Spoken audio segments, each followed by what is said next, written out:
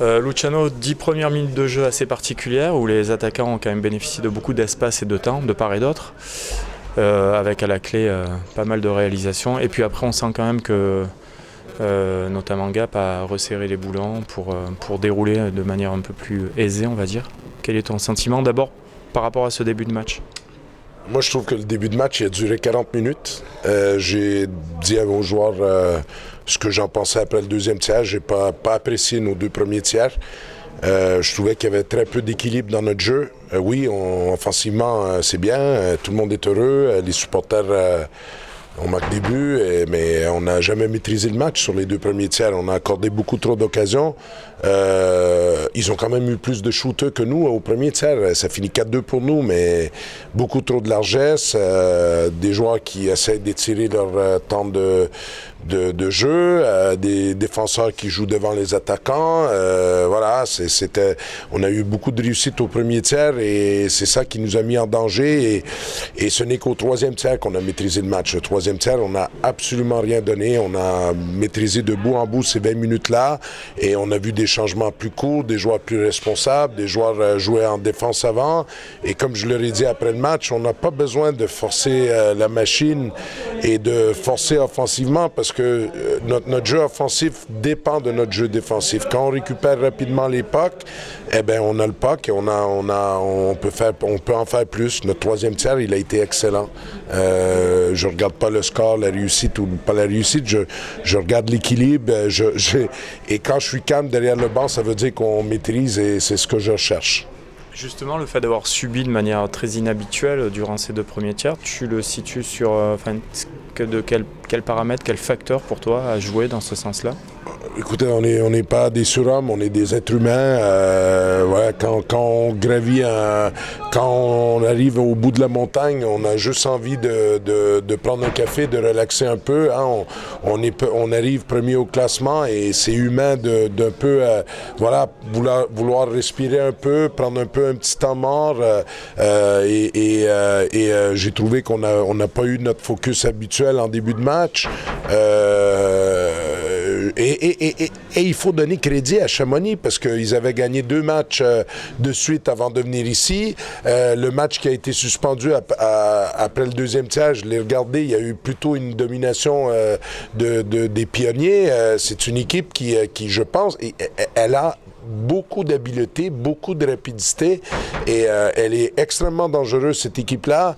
Et si on veut bien faire contre eux, il faut être rigoureux, il faut être solide, il faut les respecter parce que c'est une équipe qui offensivement a beaucoup d'atouts. Ce soir, on a vu que Kevin était absent. Dans le jeu en infériorité, finalement, les joueurs ont su s'adapter puisqu'à partir du deuxième tiers, je crois qu'on ne prend pas de but en infériorité. Qu'est-ce que tu peux nous dire au sujet de l'absence de Kevin? C'est ce qui tourne à Gap, là. C'est un virus.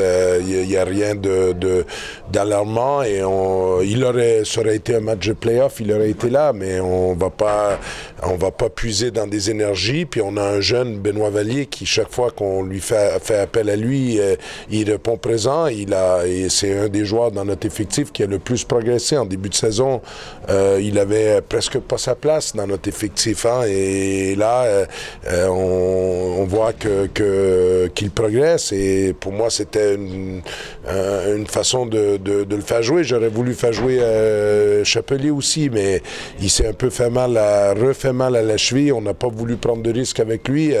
Mais voilà, Kevin, oui, il fait une infériorité, mais on a d'autres joueurs. Hein. On a Marius Serres, Cédric Balsamo, Kevin King, Kyle Essery, Isaacson. C'est tous des joueurs qui sont excellents, des attaquants qui sont excellents en infériorité numérique. Donc on avait d'autres solutions. On peut voir que malgré tout, votre équipe est quand même dans de bonnes dispositions depuis les 10 derniers matchs. Vous êtes offensivement, il y a une réussite, il y a beaucoup de choses qui fonctionnent.